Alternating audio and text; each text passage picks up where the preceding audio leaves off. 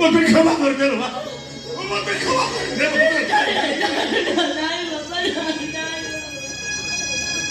ଏ ମା ମାନୁ ଏତେ ସବୁ ପରେ ତୁ ମୁହଁରେ ଯୋଉ କଳିଆ କଳିଆ ବାପା ଡାକ ସିଧା ଯାଇ ମୁଁ କଲିଜାରେ ବାସୁଛି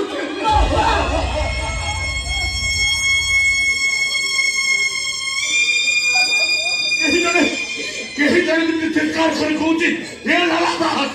ତୁ ମଣିଷ ନୁହେଁ ତୁ ଗୋଟେ ପ୍ରତିମୂର୍ତ୍ତି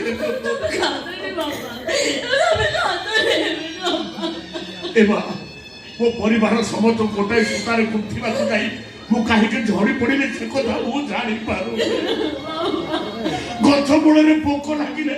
ଡାଳ ସବୁ ଦୁର୍ବଳ ହେଇଯିବ ବୋଲି ମୁଁ ଗଛ ମୂଳକୁ ଜଗିଥିଲି